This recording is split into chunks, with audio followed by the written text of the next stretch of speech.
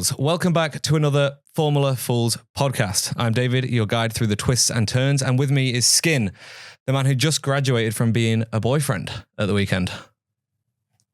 That's you, Skin. Yeah, it is. Yeah. I didn't get married. No, but you yeah. Shit, have I messed that up? I reckon. Lee, what did you say it was called? That is what I call it. Yeah, he called it a boyfriend graduation. There you go. Okay. Yeah. All right, sure.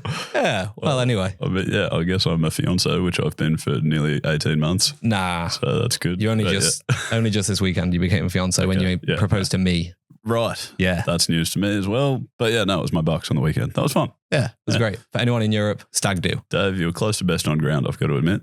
Come on. Jeez, all the F1 chat finally pays off. Maybe that's why you were nearly best on ground. You didn't talk about F1 for once. Yeah, that's true. I was on best behavior. Genuine.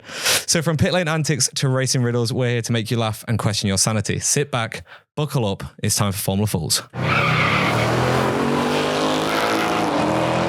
love that song. Hell yeah. It's the best. You know what I'm saying? Yeah. So anyway, Skin, I've got a present for you today. Something came in the mail. It says on the package, Dave the Brit. Cool. But it's actually not for Dave the Brit. Okay. I mean, it kind of is. It's kind of for both of us, but it's more for you. So I wanted you to open it and kind of explain to everyone what it is. I can do that. There you go. How exciting. I know. I did not think this was coming today as well. I found out it was being shipped yesterday. Right, okay. So very fast. Love a little surprise.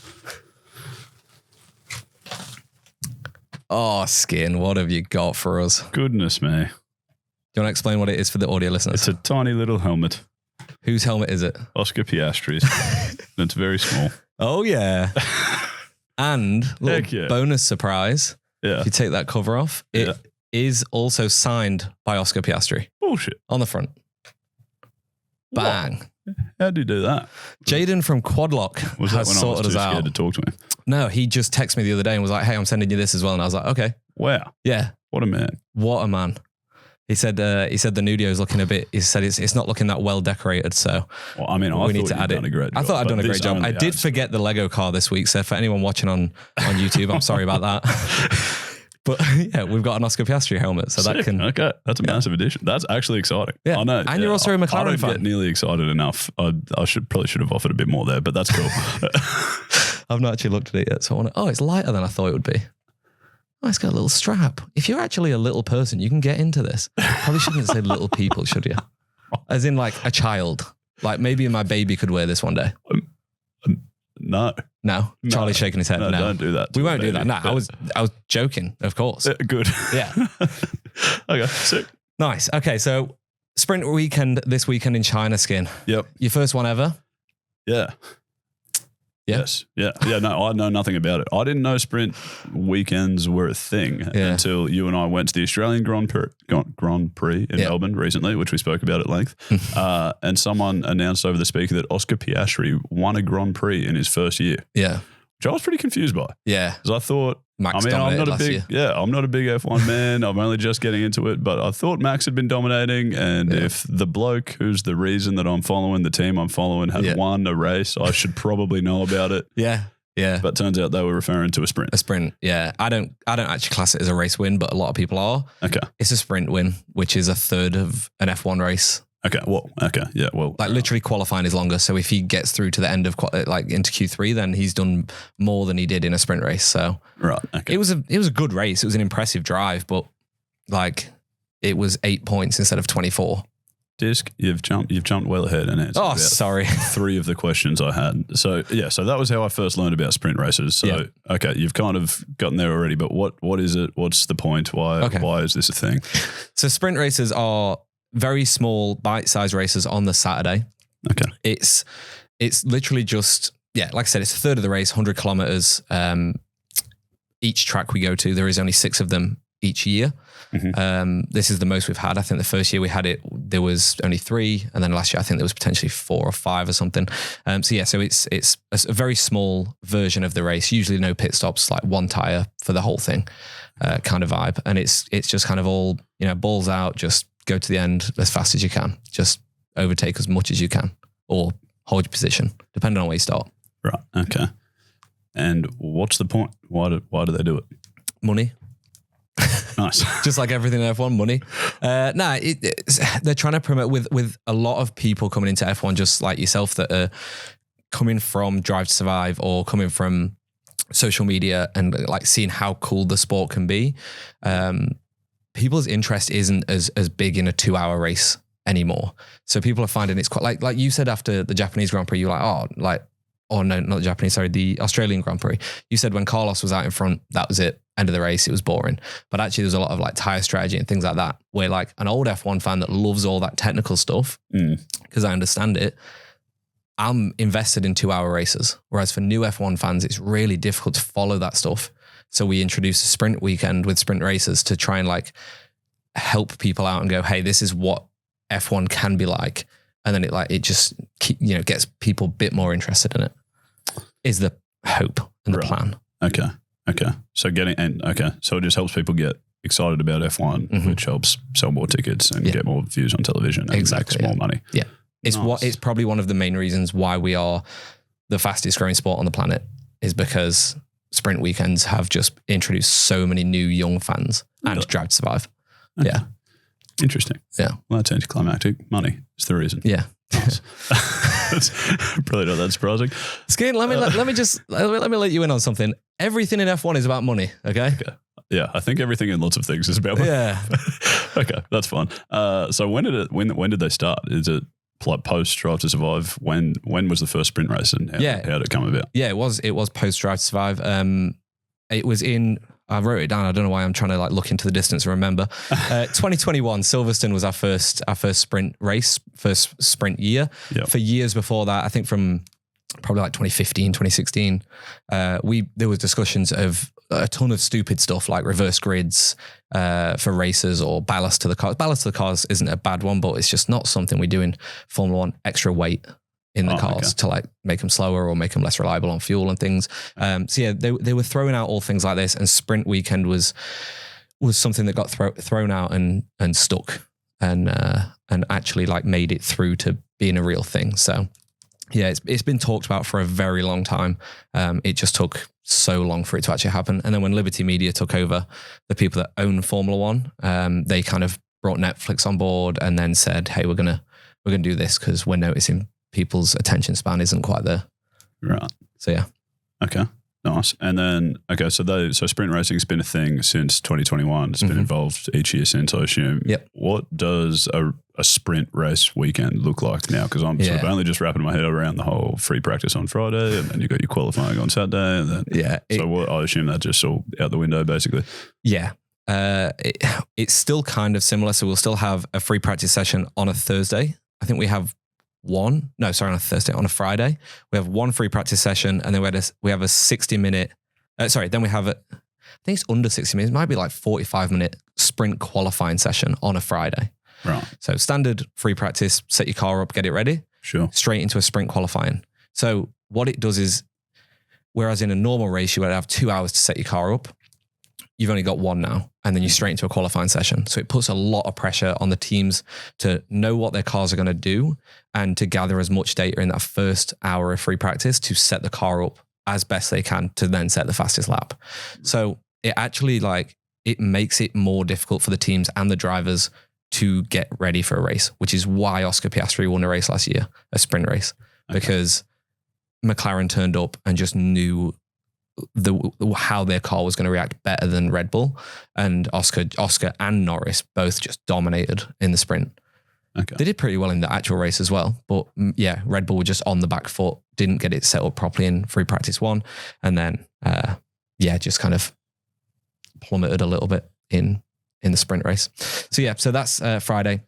Saturday we have the actual sprint race itself. Yep. And then we have, which is the 1/3 race. And then we have the qualifying for the Grand Prix after that. Oh, okay. So they still do qualifying. So we still do, yeah. Okay. It used to be when it first came in, it used to be that the sprint, you would have a qualifying session, which was a standard one. And then the sprint race would then determine the grid for the Grand Prix. Yeah. We scrapped that. It was a stupid idea because people would go real well in qualifying the top 5. And then someone would just tail end them into turn 1 in the sprint race, because they knew that they're only going to damage their front wing, and then this guy's going to be off with suspension damage, start at the back of the grid kind of thing. So yeah, we racked it because there was too many crashes and people were losing more points. So teams were saying, hey, if we carry on with this, we're just going to walk away. Like we're not going to do the sprint weekends. So they had to change it to this new format. And then Sunday, standard day, Grand Prix. That's all we have. Okay. Wait, sorry to labour on that. Can you explain that to me again? Why would you deliberately run up someone's bum? Well, you wouldn't, but you just, if you're in, let's say 10th position, and you're in a Williams, it's never going to happen, but let's just say, and you've got both Haas's in front of you. Yeah. You're probably going to take more risk knowing that you could end up taking them out in the sprint one if it's going to get you higher up the grid for the actual Grand Prix. Because in the sprint, 10th place gets you jack all, no points for 10th place. But in the race, there's more points for 10th, 11th, 10th, 9th, 8th, and so on. Okay. So like if you are hitting other cars and they're going out and you're not, then you're going to progress up the grid for the race. Gotcha. I don't think anyone would purposefully do it, but you would definitely be a bit looser with it. Okay. Gotcha. Okay. Right. And then, okay, so they've moved away from that. The sprint results don't impact the actual Grand Prix on the Sunday now. So then, how's it played now? Are teams still quite aggressive in the sprint? Like, are they more conservative because they care more about the Sunday, or are you more likely to have a crash? Like, does having a proper race before the actual Grand Prix on Sunday increase the odds of a team crashing and sort of having big dramas in the Grand Prix, essentially? Yeah, absolutely. Okay. Because there's more side-by-side action, so there's always a higher risk of crashing out or having, and you're also pushing the engine at a higher rate than you would in a free practice session. So yeah, there's always more chance of crashing out or an engine failure or something like that. And we have seen it since we've had the sprint weekends happen. But it's personally, I don't think it's great because I prefer the Grand Prix. So I'm not a massive fan of cars being impacted on the Grand Prix weekends. But saying that, it's fucking boring watching Max Verstappen win every week. So if he's the one that crashes or has an engine problem, I don't care. Because at this point, I just want anybody else to win. Okay. Sure. And do you think that's more likely to happen? Like, are we more likely to see a different result? Some random team, a bloody Alpine going to win this week or something because everyone crashes in the sprint, or I would, now that it doesn't impact the starting grid for the Grand Prix, they then have all night to fix the car. So chances are no, but you never know. It definitely could. We've not had massive crashes like that so far in a sprint race, so we just don't know. Okay. People like Max Verstappen are definitely more conservative, which is again probably why Oscar won it, is because Max was just thinking about 24 points on a Sunday over 8 points on a Saturday. So I think if Oscar's going to attack him to try and get a race win, it means more to Oscar than it does Max. Max is probably just going to go, okay, like, I'm not fighting you for this. Like, if you want to try that hard, go for it. But for someone like Max, they really don't care. But for teams like Williams, boy, oh boy, do we care.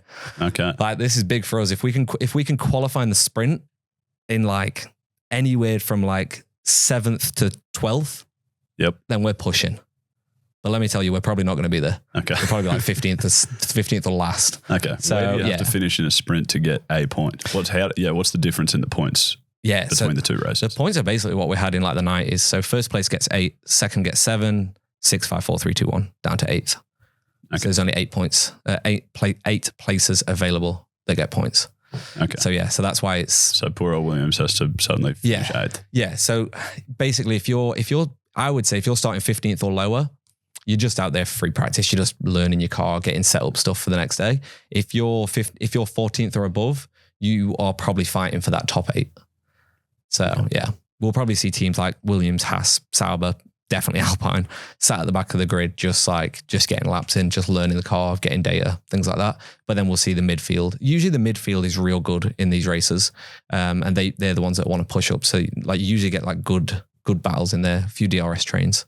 You know what a DRS train is now, don't you? Oh, yeah. Go skiing.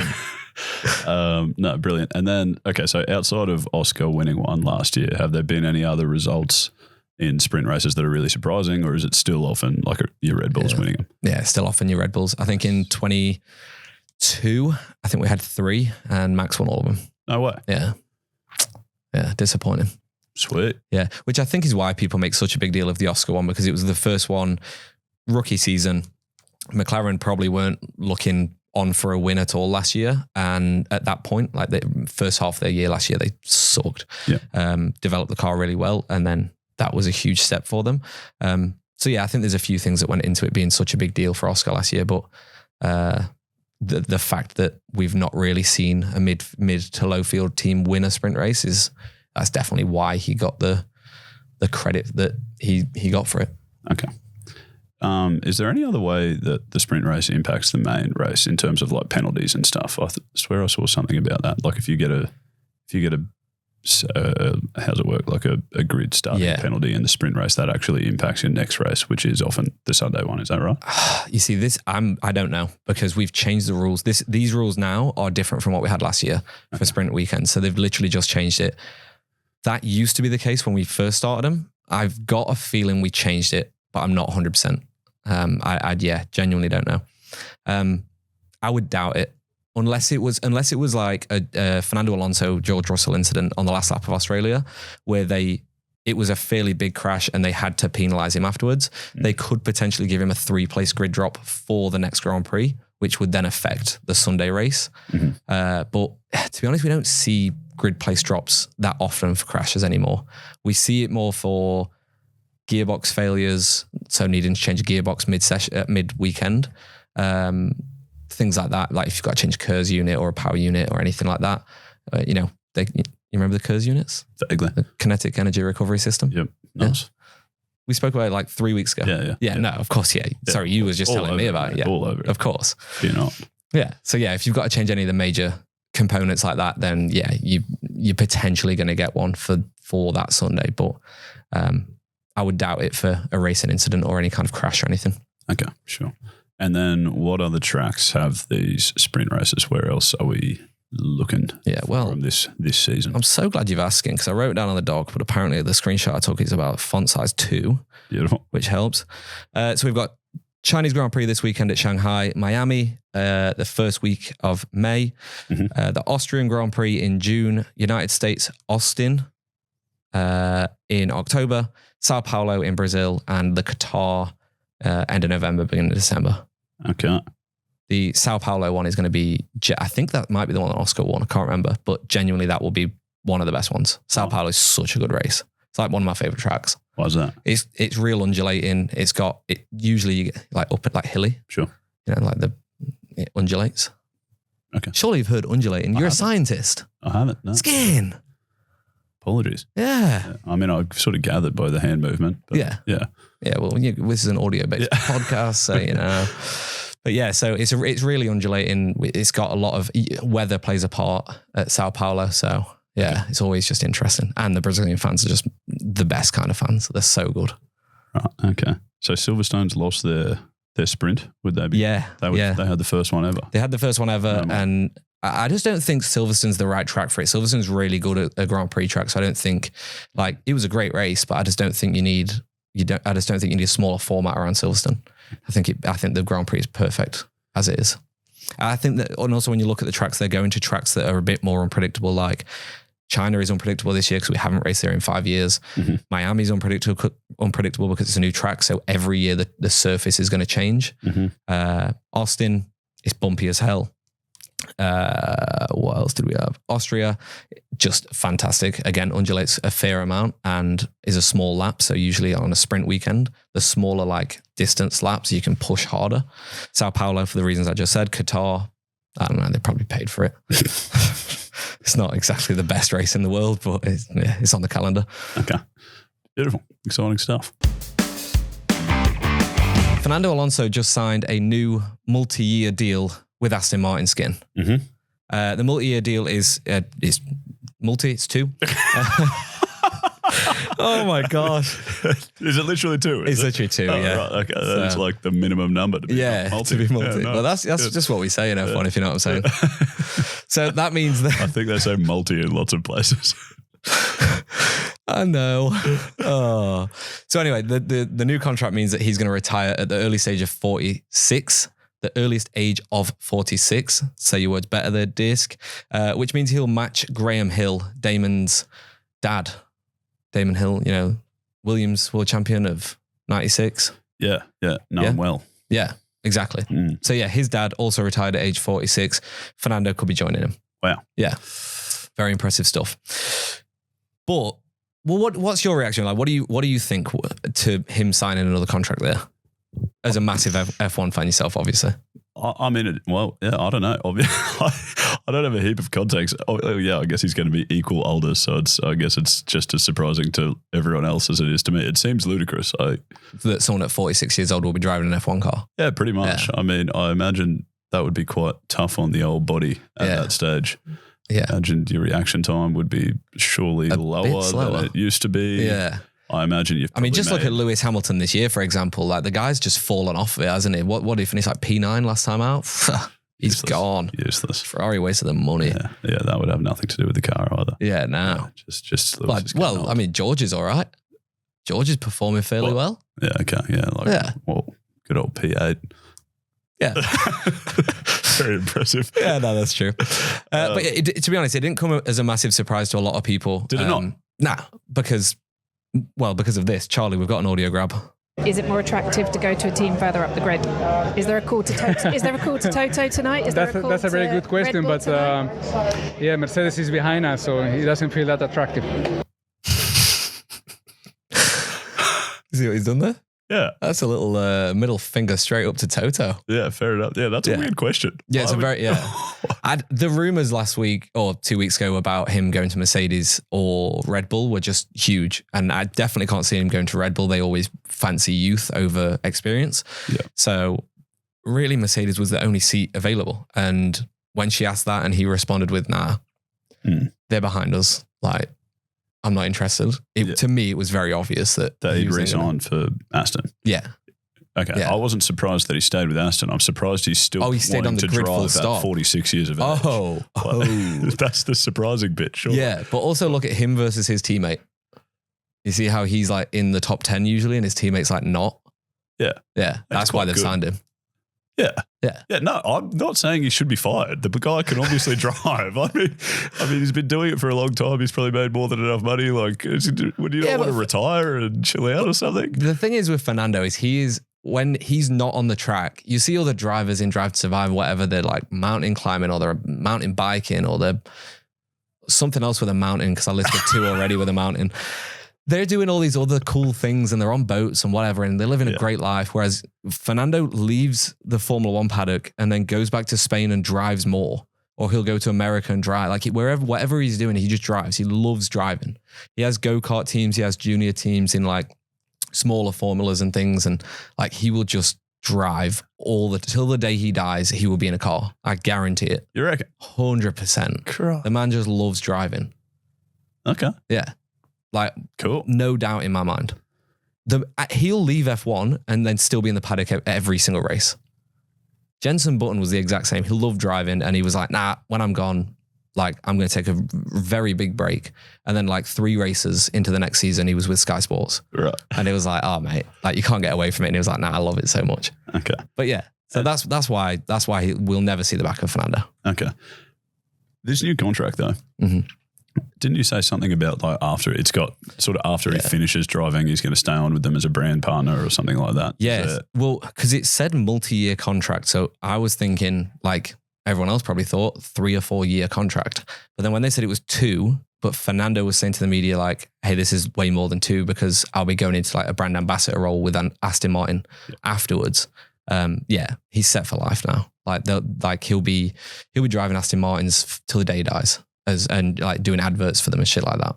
Sure. Okay. That'll be his life from now. Okay. But it's not clear whether or not at the end of the 2 years at 46, he's done driving in F1 or not. No. There'll probably be an option for him to sign another year based on performance. So that'll be from both parts, whether his performance is still there or whether he thinks the team still has the performance he wants from it. So it could be a 3-year contract, but that last year is performance. It's based on that performance from both sides. But regardless of whether he does retire or not, he's got that Aston Martin like in his back pocket forever. So yeah. We also did get this audio grab from his announcement. I just wanted to play it because it was a bit weird. I'm Fernando Alonso and I'm here to stay. Did you see the video? Yeah, I did see that. How weird was that? It was weird. That's how he announced that he signed a new contract. Yeah. And it was like, I don't know, he was like sitting down in a chair. It looked like it was going to be a real big thing. I was settling in for a good 5-minute explanation and it was just 10 seconds. Yeah. That's it. Yeah.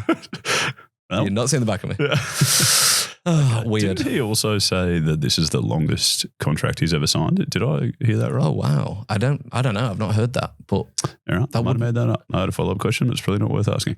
It wouldn't surprise me. I remember his Ferrari contract. Maybe he means that his time at Aston will be the longest time at 4 years. Okay. Because I can't remember how long he was at Ferrari for, but I feel like it was only 3. Okay. And then he moved on. But I can't remember. Would have to look that up. Other drivers that have signed for next year, just to let you know what teams have got availabilities. Max has still got a contract with Red Bull, although there is talks that he might leave that. He's signed with Red Bull still. George is still at Mercedes. Norris and Piastri both at McLaren. Leclerc and Hamilton at Ferrari. Aston have got Alonso. Alpine, Williams, RB, Sauber, Kick, and Haas are yet to trouble. No signings. No one is on the list now. Okay. So like everyone currently driving for them is just on a 1-year deal or on their last year? Or it'll be the last year. Yeah. Okay. Yeah. Either a 1-year deal or last year of the contract. I'm pretty sure both Williams drivers, both 1-year deals for them. Okay. And there's talk that Albon is in talks with the Red Bull drive or the Aston drive. So it could be moving up the grid for him. I'd hate to see him go because he's literally my only hope at this point, even though he keeps crashing. But yeah, we pretty much see this with all the bottom running teams every year. They can't afford to commit to a 3-year contract. Yep. So they'll commit to 1-year contracts, even though Bottas is coming to an end of a 3-year contract. So not all of them. Okay, gotcha. Have you got any opinions on where Pierre Gasly might end up? Because I saw a stat this morning that he's the only driver on the grid who has 0 overtakes this season. Oh my God. That seems ludicrous, doesn't it? That is insane. I mean, it makes a lot of sense because that Alpine hums, but wow. But surely you could overtake someone else that hums. Yeah, like overtake your teammate maybe. A car that's crashed. You remember when like Lewis's engine blew up? Like overtake him? Yeah. Maybe they don't. They probably don't count that. But Jesus, that is a bad stat to have this season. Yeah. Yeah, I don't know. Honestly, I think he'll re-sign with Alpine because of the French connections, but then Alpine are up in the air whether they're selling the team. So I don't know. I don't know what's going to happen with him. Yeah. I think anyone that is like Pierre Gasly that thinks they're really good, they should all be looking at Sauber. Because when Audi take over Sauber in 2026, they're going to be gunning for the top. So anyone like Pierre who actually thinks that they've got a world championship in them, they need to be moving on to a team that is going to potentially get up there. Yeah, okay. Alpine is not that team unless Porsche buy them out. Yeah. So yeah. Okay, well, we're going to move on to a bit of China chat. China's coming up this weekend. We spoke about it last weekend, showed my top 3 moments from last week from the Chinese Grand Prix of the past. Yep. So we've got a little list. I formed a little list of what happened what was happening in the F1 world the last time we were in China, which was in 2019. Yes. Do you want to kick us off on that one, Skin? Can do. So in 2019, Lewis Hamilton had 5 world championships. Yep. Now he's obviously got 8. Oh, Skin. No? Is that a joke? Is that the whole 8 joke? Yeah, a little bit. Oh, I hate you so much. I hate you so much, Skin. Sorry, dude. He's got 7. He didn't win. There's that one where that one where Max won. Okay, right. So if we're going to do that, then there's also that one in 08 that he definitely shouldn't have won. Okay. And probably then that one in 07 that he should have won. Okay. Oh my gosh. Sorry. I hate you so much. I'm going to move on straight away. Alpine, we just spoke about them 2 seconds ago. Alpine back in 2019 were Renault, which is crazy because that feels like a decade ago. For you, it probably feels like yesterday because you're still on season 1 of Drive to Survive. So, mate, I haven't seen it yet. What? Yeah. No, but that's what I mean. Like you are still watching Renault race in Drive to Survive season 1. So it's probably not a shock that Alpine used to be Renault. Yeah, no, not at all. As far as I'm aware, Renault are bloody doing it. They're doing something. But I'll tell you what, it's not winning. Okay. Yeah, well, that's true. In 2019, Aston Martin was Racing Point. They had the pink car. The pink one. Yeah.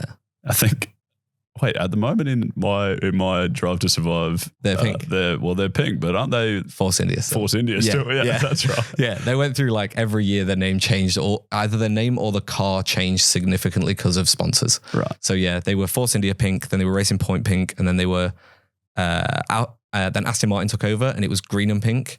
They had like 1 year where they had like a pink stripe down the side and it was disgusting. And then obviously Alpine took that sponsor.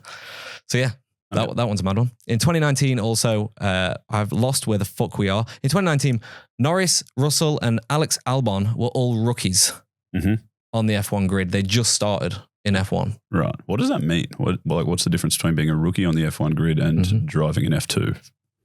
Well, you're a rookie in F1. You've never raced in F1. Okay. And you're no longer driving in F2? No. Okay. Because you're in F1. You can't race in both. Oh, you're in F1? Yeah. So it was their first season. First year. In F1. Sure. Yeah. Right. Like their rookie season. That makes sense. Yeah, go skiing. All right. Apologies. Okay. 2019, Bottas was at Merck and was leading the world championship. Yep. Going into China. News. Yeah. So Lewis was in, I think, P2. The unfortunate news for Bottas there is that Lewis won the Chinese Grand Prix, took the lead of the championship back. But going into the weekend, Bottas was winning the championship as a Mercedes driver. And Bottas has won a championship, right? No. Oh. No. Nice. He's won races, but not a championship. Okay. He came second a bunch of times, like 2017, 18, 19. He would have come, and maybe 20, he would have come second. Right. Probably. It's quite unfortunate that I'm only just getting into it because now I just see him come not very close to second. Very close to Williams. Yes. He started with Williams, so he's used to being down there. Right, there you go. Yeah, actually no, when he raced for Williams, we got podiums, so yeah, that hurts. The last time we went to China in 2019, Gasly was Max Verstappen's teammate at Red Bull. Nice. Yeah, what happened to him? Because now he races for Alpine and has got no overtakes this season apparently. Yeah. He homes. Okay. Okay. In 2019, the Rich Energy saga was taking place, which I have no idea what the fuck that is. Yeah, mate, it is one of the funniest stories in recent history of Formula One. So Haas announced a new headline sponsor. They were going to go black and gold livery, Rich Energy drink. Have you ever heard of it? No. No? Neither had anyone else in the world. So they were like, we've got this massive drink. It's bigger than Red Bull. Yet genuinely no one had ever heard of it. Never seen it in a shop, nothing. They announced the car. It looks amazing. Apparently this investment they're going to win races with this investor. Like big talk. Come on. They get to the car launch. The investor isn't there. They get to like the third race. Checks are not there. Like they've not received money and all this shit. Everyone in the world is just like, where are these energy drinks? Because you couldn't buy them in supermarkets. You could only buy them from the Rich Energy website, which was also sold out. Wonderful. So like no one knows how this company signed with a Formula One team. And then there was just like a massive legal battle mid-season. They had to change the livery, remove Rich Energy because they'd not given them any money. And it was a whole joke. Since then, Rich Energy have tweeted things saying, we're coming back to F1 with Mercedes. And Mercedes have been like, no, they're fucking not. So yeah, the Rich Energy thing is just funny as fuck. You'll get to it in Drive to Survive and there's a lot of laughs that season. Cool. The last time we were in China, Robert Kubica was racing for Williams in his F1 comeback. Oh, right. So I assume he went poorly. But in his comeback? Because he raced for Williams. God damn it. Oh, I hate you so much, Skin. Come on, dish. He hummed because of the car. Like he's a great man, but yeah, George Russell was his teammate as well. And everyone always joked that like in one race, Kubica passed him and everyone was like, oh, you got passed by Kubica. But nah, Kubica's just a legend of the sport. We'll go on. We'll talk about Kubica a little bit later on in the year. You're going to do in fact, the next week, that's a lot of force. Robert Kubica. Yeah. Tell you what, some of the best crashes in history was Robert Kubica. Apart from the one that paralyzed him, almost. Okay. Yeah. That doesn't sound like a record you would want to hold. But no. Okay. China in 2019 was the F1's 1,000th race. Yeah. Nice. Very impressive stuff. Only Christian Horner and Toto Wolff are in the same team principal role as all team principals from 2019. So out of all 10 teams, we've only got 2 that are in the exact same role this year as 2019. Right. Okay. Which also means Christian Horner is the longest running team principal in history. Not in history, on the current grid. Okay. Gotcha. Williams at the time was still privately owned and Claire was their team principal? Yeah. Who's the daughter of old mate that founded it? Have I got that right? Frank? Yep. Yeah, Claire was his daughter, and she was still running things. And by running things, I mean into the ground. I love Claire so much, but yeah, I think she realized in the end she wasn't doing the best of jobs, so had to go. We didn't have sprint races at all. Obviously, we've spoken quite a lot in this podcast about that. So yeah, we didn't have them until 2021, 2019, 0. And now China's got its own sprint race. Yes. Okay. And then perhaps most mind-boggling I found in 2019, Max had only 5 wins, only 5 wins, 0 poles, and 0 world championships to his name. Yep. Now he has 57 wins, 36 poles, and 3, but it'll be 4 at the end of this year. Oh, huge call, dude. Yeah. Oh, huge call. Yeah. Nah, he's just running away with the championship already. 5 is 6 races in. Huge call. Yeah.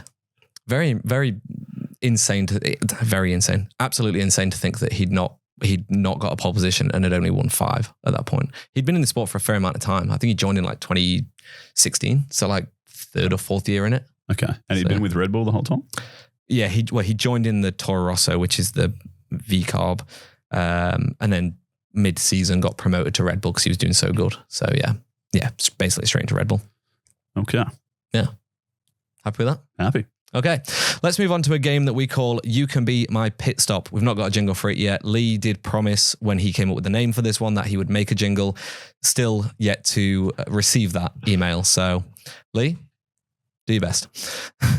So in this game, me and Skin are going to face off by watching a pit stop that Charlie has prepared for us. We don't know what the time of the pit stop is. The information has been redacted, and we've got to guess closest to the pin. We've got to try and guess how long the pit stop is.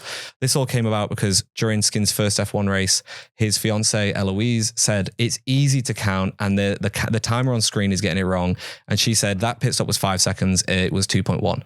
So because of that, we're going to such a ridiculous call.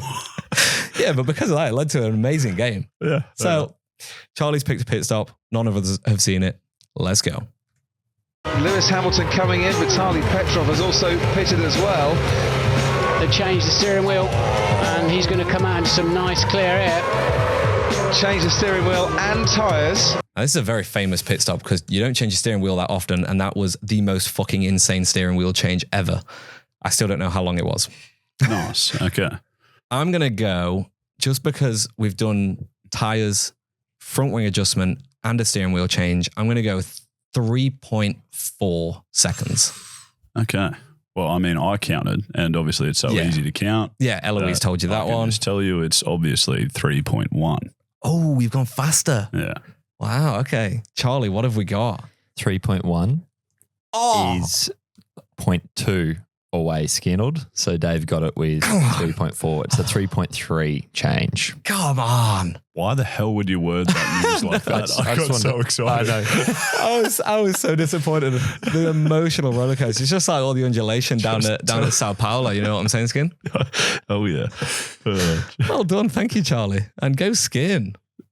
You were pretty close. 0.2 off. Wait. Yeah. Well, I sort of. So we're both 0.2 off. No, you were 0.1 off. Oh, that's a 3.4. I suck at remembering what I said. That's a tough gig. Yeah, genuine. Anyway, so meme of the week. I've got a doozy, and I saw this literally 2 minutes before I got in the car to come here, and I was pissing myself. So it's a father and son sat out on the porch, black and white scene. The father says to the son, "Son, one day you'll be a man." The son says, "Dad, I'm 32. He says, "But you're still crying about Abu Dhabi 2021. That's the Lewis and Max incident. Yeah, right. That's Lewis's age. That's Lewis, yeah. Oh. Is it not? No. Oh. That was Max's first. Okay. And just like all Lewis fans out there, you're still crying about it as well, Skin. Oh, I couldn't care less. Yeah, I was just like, winded you up. Yeah, of course.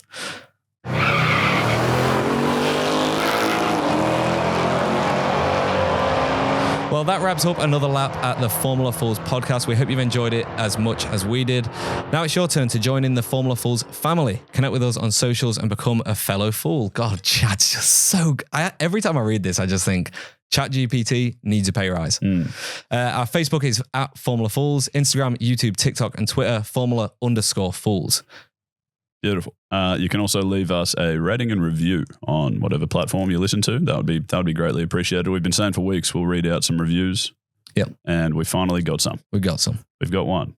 We've got there's two there, Skin. Yeah, there's two. I was just going to start with the first one. Sorry, Dave. Yeah, no, that's how you do it. It says it's left by me, which is not. So no, they've just titled it Skin. Yeah, okay.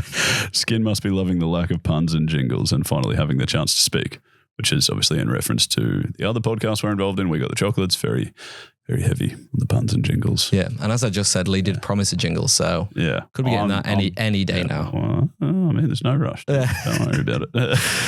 And second review, great qualifying round from the crew. Really great people. Disc and Skin. Can't fault the production except for the lack of jingles. Oh my God, why do you people all love jingles? The last note that they put on this one was 1 star. Okay. They gave us a 5-star review. So that's the way it should be done. I appreciate great person, whoever that was. And then I've also got to do my last line. Skin. And then you just wind up the podcast and then we're done. You see, what I was thinking was we'd just hard cut, black screen, done. Nice. I like it. Yeah, we'll try that one next week maybe. Yeah, okay. Well, thank you for joining us at Formula Fools, where every turn is a chance for a good laugh. We'll see you next time.